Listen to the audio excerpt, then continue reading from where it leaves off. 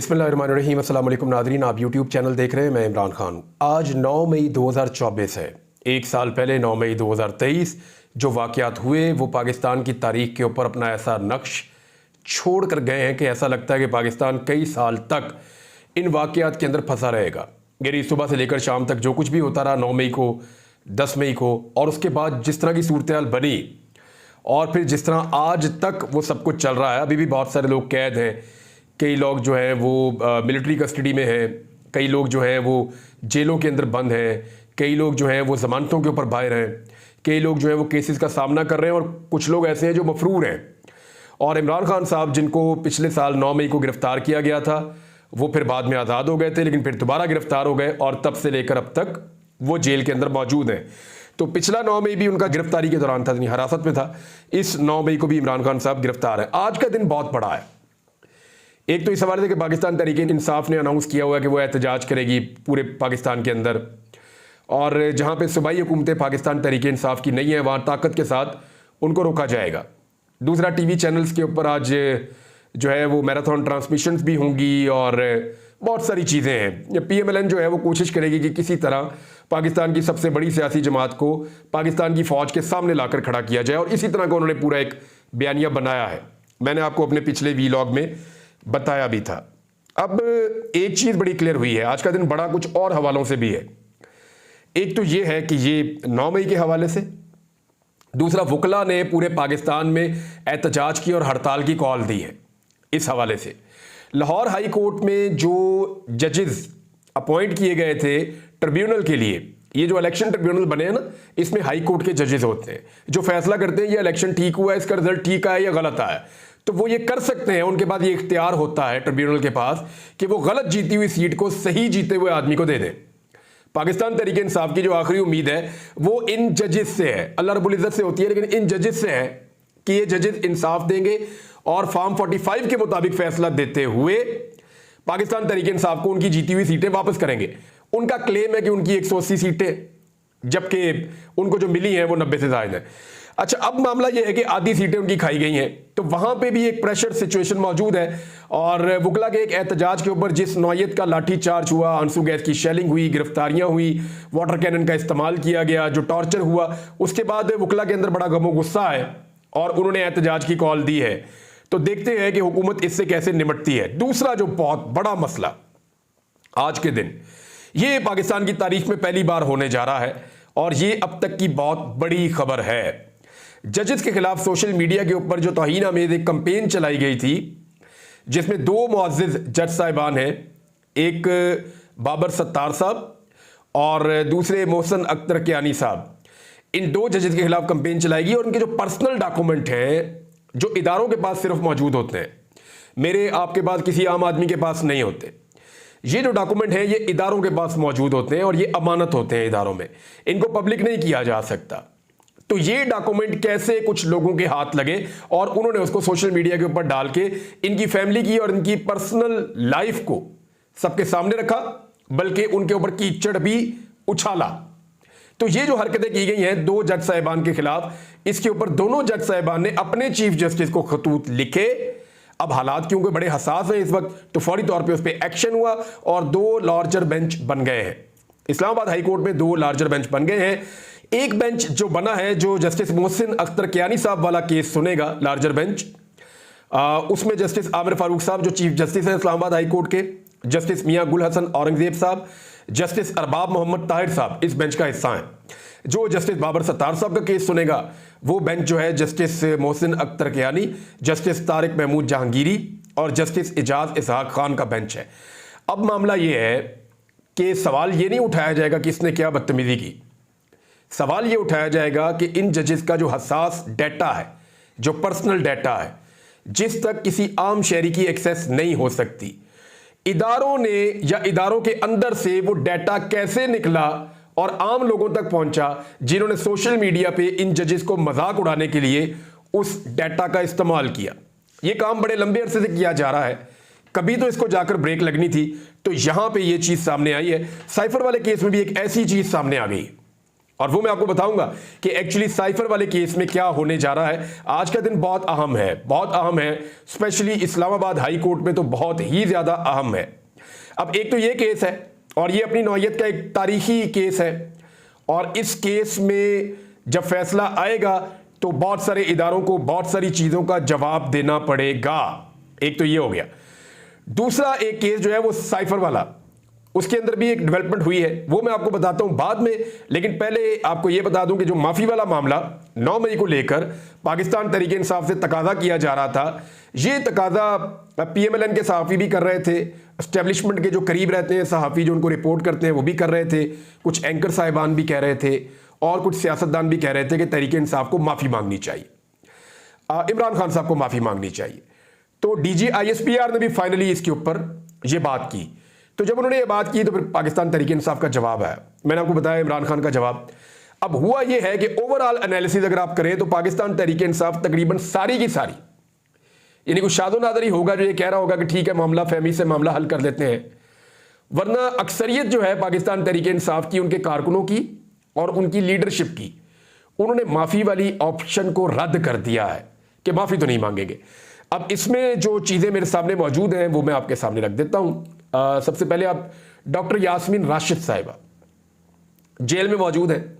इनका कहना है कि आधा दिन मेरा गुजर जाता है छिपकलियों से और चूहों से लड़ते हुए, और बाकी आधा दिन वो ये कह रही हैं कि मैं किताबें पढ़ के गुजार देती हूं, तो जो कुछ भी मेरे साथ करना है, जितना जुल्म करना है करते रहो, मैं जेल में खुश हूं, मैं ये टाइम गुजार लूंगी। ये कैंसर सर्वाइवर है और कैंसर की पेशेंट, और इतना जुल्म और इस उम्र के अंदर, लेकिन वो ये इसको सह रही हैं यास्मीन राशिद साहिबा। अब उन्होंने जो कहा जेल से, उनका जो पैगाम है वो ये है कि कौम से उनकी पसंद और उनका वोट छीनने वालों माफ़ी तुम मांगो, इलेक्शन चोरी करने वालों माफ़ी तुम मांगो, फार्म 47 पर जाली हुकूमत बनाने वालों माफ़ी तुम मांगो, लोगों को पसंदीदा लीडर इसकी पार्टी को ख़त्म करने वालों माफ़ी तुम मांगो, कीड़े वाली गंदम मंगवा कर कौम का पैसा ज़ाया करने वालों माफ़ी तुम मांगो, इनकी मेहनत को ज़ाया करने वालों माफ़ी तुम मांगो। अब जो है वो यास्मीन राशिद साहब ने कहा कि चीफ जस्टिस साहब कौन पूछेगा इन्हें, और ये उनका जो है एक स्टेटमेंट है और उन्होंने भिजवाया। ये कल का स्टेटमेंट है, मैंने अभी आपको बता दिया। इसके अलावा जो है वो असद कैसर साहब का स्टेटमेंट, कारकुन जो कह रहे हैं वो सोशल मीडिया पे आ रहा है, वो तो मान ही नहीं रहे माफ़ी में। असद कैसर साहब जो कह रहे हैं, उन्होंने कहा कि अल्लाह माफ़ करे, माफ़ी हम अपने बाप से नहीं मांगते, किसी और से क्या मांगेंगे, तमाम मुल्क के इदारे आइन की इज्जत करें। ये जी असद कैसर साहब का स्टेटमेंट था। और इसमें एक ना स्टेटमेंट आया जो बड़ा अजीब चीज़ हुई है, ख्वाजा आसिफ साहब ने स्टेटमेंट दिया है। इस वक्त वो वज़ीर दिफा है और इदारों के बिहाफ पे वो बात कर सकते हैं। ख्वाजा आसिफ का जो बयान है वो ये है कि ये जो लोग पहुंचे थे ना 9 मई को लाहौर में कोर कमांडर हाउस तक, उस हवाले से उन्होंने कहा जी वहां सिक्योरिटी गायब हो गई थी। और ख्वाजा आसिफ ने बड़ा क्लियरली कहा एक टॉक शो में बात करते हुए कि इदारे में ऐसे लोग थे जिन्होंने कोलैबोरेट किया एहतजाज करने वालों के साथ, यानी सिक्योरिटी उठाई गई, वो लोग कहां चले गए, वो कहते हैं उनके खिलाफ भी कुछ एक्शन हुआ है, यानी इदारे के अंदर। अब ख्वाजा आसिफ साहब, इससे पहले जो स्टेटमेंट था ना वो यही था, इससे पहले सूबाई हुकूमत का भी यही था, पुलिस का भी यही था, एस्टेब्लिशमेंट का भी यही था, हम यही सुनते थे बार बार, जिसमें यह कहा जाता था कि एक्चुअली इसलिए लोगों को नहीं रोका गया कि खून खराबे का खदशा था, अगर लोगों को रोका जाता तो खून बह जाता। पहला स्टेटमेंट ये था और यही हमने हमेशा सुना इसके बारे में। लेकिन पहली मरतबा ख्वाजा आसिफ साहब ने एक स्टेटमेंट को बदला है। अब वो ये कह रहे हैं कि इदारे के अंदर लोग मौजूद थे जिन्होंने एहतजाज करने वालों के साथ कोलैबोरेट किया और उनको फैसिलिटेट किया ये सारा कुछ करने के लिए, और ये सिक्योरिटी जो है वो डेलिबरेटली वहां से उठा ली गई, यानी सिक्योरिटी वहां से अज खुद हटा ली गई। शेरपा ब्रिज का उन्होंने कहा, फोर्ट्रेस वाले ब्रिज का उन्होंने कहा कि वहां पे सिक्योरिटी मौजूद नहीं थी, और ये बहुत हैरत अंगेज चीज है, हैरान करने वाली बात है। यही सवाल जब बार बार उठाया जाता था तो आज पहली दफा ख्वाजा आसिफ ने इसके ऊपर एक डिफरेंट मौकिफ लिया है, यानी इससे पहले कुछ और कहते रहे हैं, अब इसके बारे में कुछ और कह रहे हैं, और याद रखिए 1 साल गुजरने के बाद कह रहे हैं। महमूद खान अचकज़ई साहब ने एक स्टेटमेंट दिया, उन्होंने कहा कि पहले मार्शल लॉ लगाने वाले माफी मांगे, फिर 9 मई वाले भी माफी मांग लेंगे। ये इस्लामाबाद में एक सेमिनार हो रहा था, तहफ़्फ़ुज़ आईन पाकिस्तान कैसे और क्यों, उसमें उन्होंने कहा कि गैर आईनी इकदामात के खिलाफ जहाद शुरू कर दिया है और अब एक ऐसे जहाद का आगाज किया है जिसके बगैर हकीकी आज़ादी नामुमकिन है। जब तक इदारे अपनी मुतय्यन करदा हुदूद में नहीं रहेंगे उस वक्त तक मसाइल हल नहीं होंगे। अब हमें जुर्रत करके इस्लाह करनी होगी। उन्होंने कहा कि हमें अपनी हुदूद का पता है, हर डिप्टी कमिश्नर इलेक्शन कमीशन के दफ्तर में आपका बंदा क्या कर रहा है, यह गैर आईनी है, इस मुदाखलत के खिलाफ उठना जहाद है। उन्होंने कहा कि जिस दिन आइन को छेड़ने मार्शल लॉ लगाने की कोशिश की गई हमारे कारकुन सड़कों पर होंगे। इससे पहले डिक्टेटर को पार्लियामेंट से तहफ्फुज़ दिया गया, मार्शल लॉ लगाने वाले पहले माफी मांगे। ये महमूद खान अचकज़ई हैं।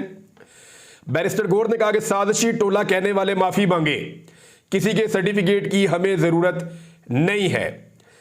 और उन्होंने कहा कि कल की प्रेस कॉन्फ्रेंस में फॉर्म 47 की तरह हकायक दिए गए, हम साजिशी टोला नहीं है, इसकी मजम्मत करते हैं। पाकिस्तान तहरीक इंसाफ 180 सीटें जीत चुकी है और ऐवान में हमारे पास 2/3 अक्सरियत है, लिहाजा 7% की बात को दुरुस्त कर लें। और बल्कि साजिशों को बेनकाब करने के लिए हम तहरीक चला रहे हैं, हमें साजिशी टोला ना कहा जाए, हम आइन की बालादस्ती के लिए निकले हैं, हम मुल्क के वफादार हैं, किसी के सर्टिफिकेट की हमें जरूरत नहीं है। खान को किसने अगवा किया? खान साहब बार बार कह चुके हैं मुल्क भी हमारा है और फौज भी हमारी है। गुज़िश्ता रोज हम पे जो इल्जामात लगाए गए उनको यकसर मुस्तरद करता हूं। जिसने साजिशी टोला कहा वो माफी मांगे। उमर यूब साहब ने कहा कि आर्मी पब्लिक स्कूल और एबटाबाद कमीशन की रिपोर्टें भी पब्लिक होनी चाहिए। DGISPR आपको मुज़ाकरात का इख्तियार किसने दिया? ये उमर अयूब साहब कह रहे हैं अब वक्त आ गया है कि army public school commission, Abbottabad commission report और अरशद शरीफ की शहादत की रिपोर्ट पब्लिक की जाए।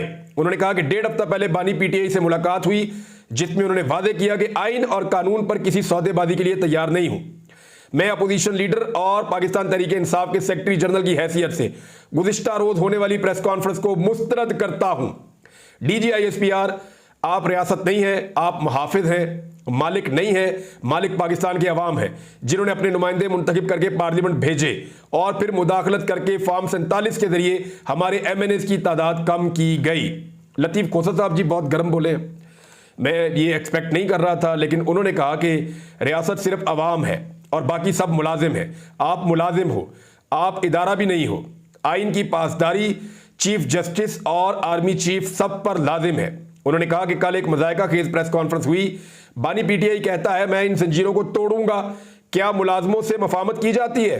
लतीफ़ खोसा ने कहा कि माफ़ी की बात की जाती है, माफ़ी तुम मांगो, हम क्यों मांगे माफ़ी, तुमने जिना हाउस पर भी कब्जा किया हुआ है। और इसके बाद असद कैसर साहब ने भी स्टेटमेंट दिया, इन्होंने मार्शल लॉज का भी जिक्र किया। फिर मौलाना मोहम्मद खान शहरानी साहब ने भी 9 मई वाक़ियात की तहकीकात के लिए जुडिशल कमीशन का मुतालबा किया। जमात इस्लामी ने भी स्टेटमेंट दिया। जमात इस्लामी और फजल रहमान साहब का जो स्टेटमेंट है वो भी मैं आपको बताता हूं कि सेनेटर मुश्ताक साहब ने कहा, एक अखबार में खबर छपी है, धमकियां देने वालों से बात नहीं होगी, तर्जुमान पाक फौज। तो इस पर सेनेटर मुश्ताक अहमद खान कह रहे हैं कि फिर ये हुकूमत भारत से मुज़ाकरात की भीख क्यों मांग रही है, भारत से तिजारत की बातें क्यों हो रही हैं, क्योंकि भारत भी तो धमकियां देता है, तो उससे बातचीत क्यों कर रहे हैं। तो सेनेटर मुश्ताक ने एक नुकता और उठाया है। फजल रहमान साहब ने कहा कि फौज का सियासत में आना हराम है, इसके बावजूद सियासत पर कब्जा वो करती है। फिर फजल रहमान साहब ने कहा कि अगर फौज सियासत में आएगी तो सियासत भी फौज में जाएगी। फजल रहमान साहब भी बड़े गर्म आ रहे हैं आजकल और बड़े सख्त स्टेटमेंट दे रहे हैं, वो भी इस्टेब्लिशमेंट के बारे में, और इलेक्शन में धांधली के बाद वो भी खासे दुखी दिखाई देते हैं।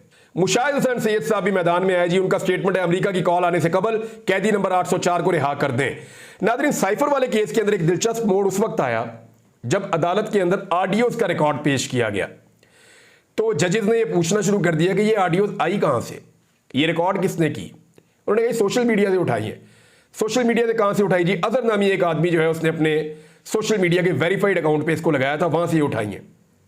तो उन्होंने कहा कि एक ऐसी ऑडियो के ऊपर जो फेक भी हो सकती है, जो हो सकता है कि जाली ऑडियो हो, उसके ऊपर 10 साल सजा सुना दिया आपने उठा के साइफर के मामले पे साबिक वजीर आजम को और वजीर खारजा को। तो इस पे वकील ने कहा नहीं, हमारे पास खाली एक शहादत नहीं है, तो शहादतें तो वैसे एक एक करके उड़ती जा रही हैं। साइफर केस वैसे तो सिफर केस हो चुका है, लेकिन जज साहिबान ने ये जो मामला ऑडियो वाला पकड़ लिया है ना, अब वो उसके ऊपर स्टिक हो गए। उन्होंने कहा जी वो बंदा किधर है जिसने ये ऑडियो निकाली थी? वो बड़ा काम का आदमी है, इसने वजीर आजम हाउस में, वजारत खारजा में ये कैसे कर लेता है इतना इंपॉर्टेंट काम? ये किसने की ऑडियो रिकॉर्ड। अब यही इसी नौयत का एक केस चल रहा है बाबर सत्तार साहब की अदालत में। तो जब ये चीज़ें इकट्ठी होंगी ना, तो बजाय इसके कि साइफर केस के अंदर से इमरान खान को सज़ा मिले, मुझे ऐसा दिखाई देता है कि इमरान खान को सज़ा दिलवाने की जो लोग कोशिश कर रहे हैं वो खुद आकर कटहरे में खड़े हो जाएंगे। अब तक के लिए इतनी, अपना ख्याल रखिएगा, अपने चैनल का भी। अल्लाह हाफ़िज़।